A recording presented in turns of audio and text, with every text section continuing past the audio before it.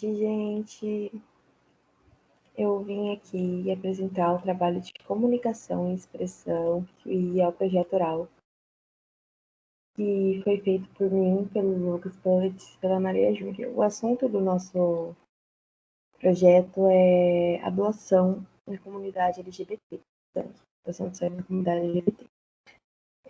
A nossa motivação inicial para esse tema foi que, em plena pandemia, vimos a divulgação das mídias que os estoques de bolsas de sangue dos hemonúcleos em todo o país estavam atingindo um nível drástico, crítico no caso, né? Devido à diminuição dos números de doadores. As pessoas que anteriormente costumavam realizar doação se viram com receio de frequentarem ambientes hospitalares por medo de se contaminarem pelo novo vírus. Deste modo, dificultando ainda mais a vida de quem precisa dessas bolsas, já que o tipo de demanda não parou com a quarentena forçada pela pandemia. Nesse cenário, vimos como é importante o marco horário para a área da saúde, o marco histórico para a área da saúde e para a comunidade LGBT. O novo entendimento do Supremo Tribunal Federal, que em maio desse ano, em decisão histórica, derrubou a restrição de doação de sangue para homossexuais que haviam em uma resolução da Anvisa e em uma portaria do Ministério da Saúde.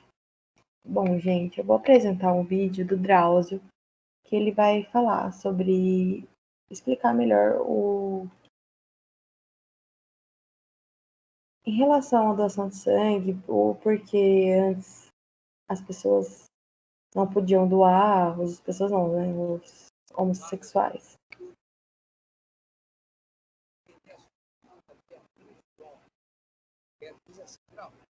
Você acha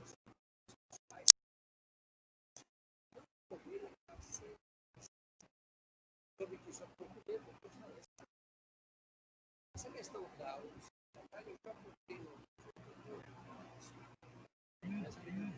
mais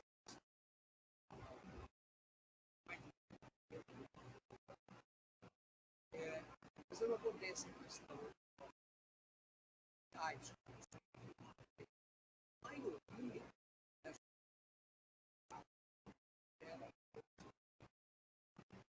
vieram, claro,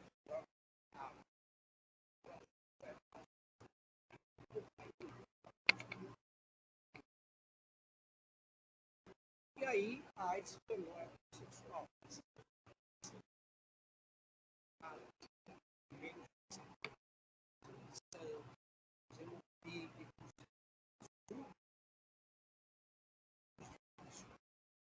E você passava, fazia parte desse grupo,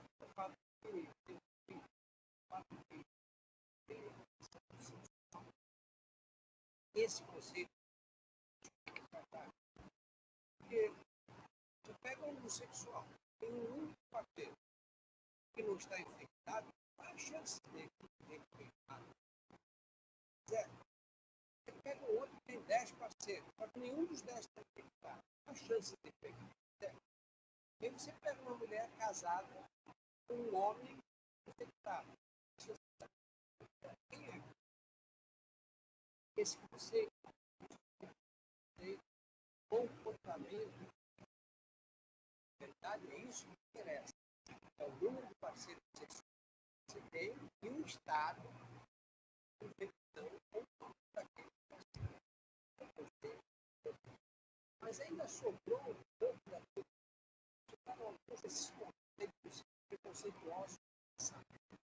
Quando nem havia o teste, o simples fato de você estava suspeito de doação. Não tinha teste. Qual? Está pegando mais os homossexuais. Era a restrição. E hoje não tem mais nenhum sentido. Nenhum sentido. Primeiro que nós temos um teste. Ah, mas ele pode tipo, 2 dias atrás, o teste ele já tem o vírus. Mais explicado, mais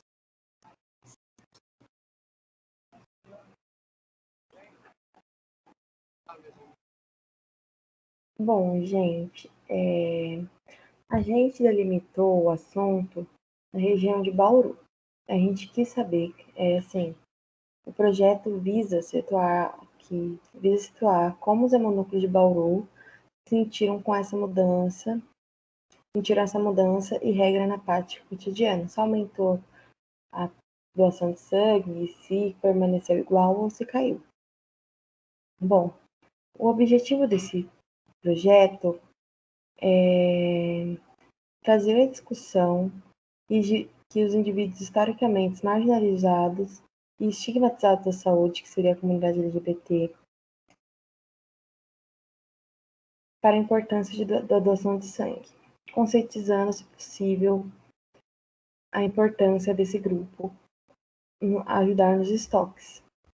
E também contribuir num debate que faça diminuir ou eliminar o tabu e os preconceitos que a comunidade LGBT mais enfrenta no senso comum quando se trata de saúde.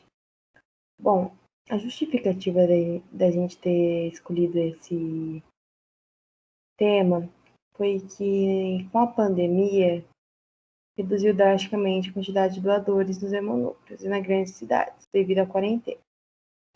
E um novo entendimento do STF caiu como uma luva.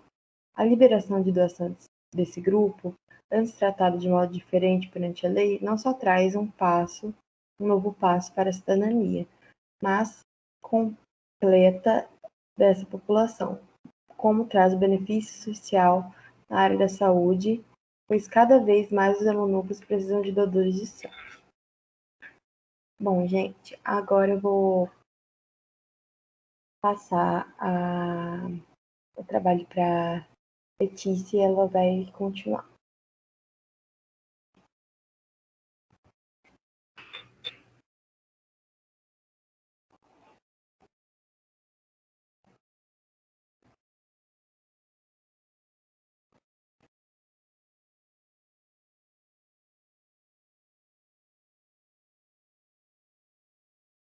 Pessoal, boa noite, professor.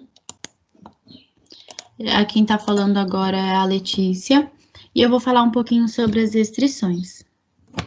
Bom, antes de tudo, a gente tem que retomar e falar um pouquinho que a Anvisa, que é a Agência Nacional da Vigilância Sanitária, que ela também faz parte do SUS, que é o Sistema Único de Saúde, ela tem função primordial a vigilância epidemiológica, que ela controla e identifica as epidemias de doenças no Brasil.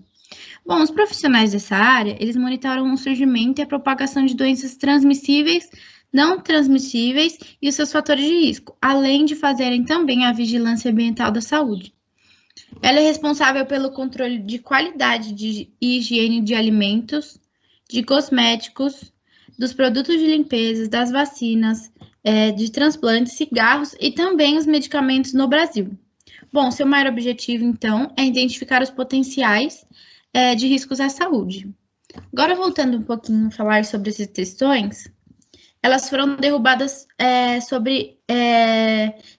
pela STF e estão na resolução da Anvisa, o número 34 de 2014, e na portaria do Ministério da Saúde, número 158 de 2016. Como diz aqui no nosso slide, foi dia 4 de fevereiro de 2016.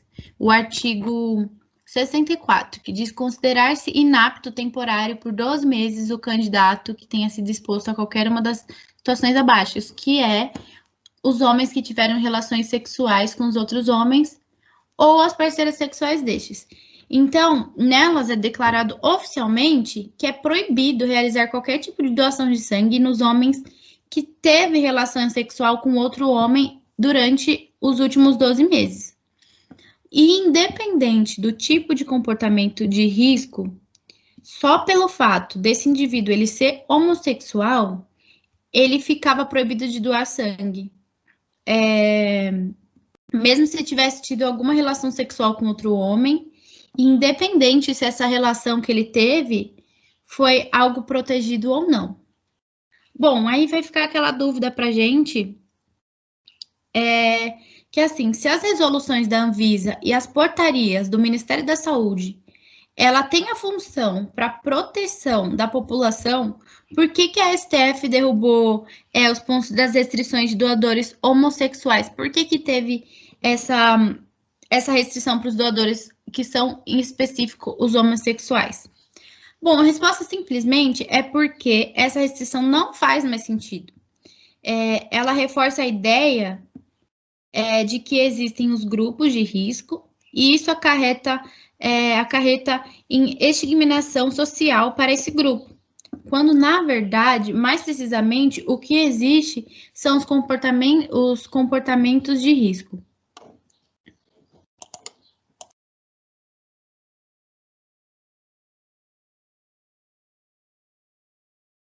Oi, pessoal. Então, dando continuidade ao trabalho, assim como a Letícia disse anteriormente, a gente precisa abandonar esse conceito de grupo de risco e adotar um mais preciso, que é o de comportamento de risco. Por sorte, aqui no Brasil, há anos, especialistas, assim como o médico Drauzio Varella, lutam pelo fim do uso desse conceito antigo e das proibições que se desdobram dele, por considerá-lo improcedente e preconceituoso, pois ele seria um resquício da epidemia do vírus HIV no Brasil. Como disse o doutor no vídeo, quando ainda nem havia teste para HIV, o simples fato de ser homossexual colocava a pessoa em suspeita para doar sangue. Por isso se criou nos bancos de sangue essa restrição, que hoje não faz mais sentido algum existir. Primeiro, porque nós temos o teste. Aí tem gente que até fala, mas ele pode ter tido relação sexual 2 dias atrás, e o teste ainda não ficou positivo, ele pode ter o vírus. Bom, isso pode acontecer com os mais respeitáveis senhores e senhoras também, como diz o Drauzio. Para reverter a situação, o importante é sempre prezar pela honestidade na entrevista da triagem antes da doação. Vale ressaltar que na época que foram formuladas essas portarias e resoluções, os testes que haviam disponíveis para a detecção de sorologia de HIV tinham uma janela imunológica muito longa, ou seja, o intervalo que ia da infecção do indivíduo pelo vírus até sua detecção por exames era de 12 meses, algo que já não ocorre com os atuais exames que evoluíram muito nas últimas décadas. Hoje em dia, a janela imunológica dos testes de HIV vai de 10 a 30 dias, o que não justifica mais o período de tempo de abstinência sexual de 12 meses, nem para heterossexuais, muito menos para indivíduos homossexuais. Obviamente que o que deve ser respeitado e declarado na triagem antes da doação é a recente atividade sexual desprotegida, que, segundo especialistas, deve ser de até 30 dias. Especialistas argumentam ainda de que essa medida de segurança de restringir esse grupo de doarem sangue foi necessária em um momento histórico, lá pela década de 1980 e 1990, época de forte expansão da doença do vírus HIV, e que ainda pouco se sabia sobre sua origem e seus mecanismos de transmissões. Agora, hoje, com os avanços do conhecimento científico e tecnológico que temos à nossa disposição, vários países estão chegando ao consenso de entendimento de inconstitucionalidade dessa restrição, pois violaria um princípio constitucional da isonomia, ou seja, de que todos são iguais perante a lei.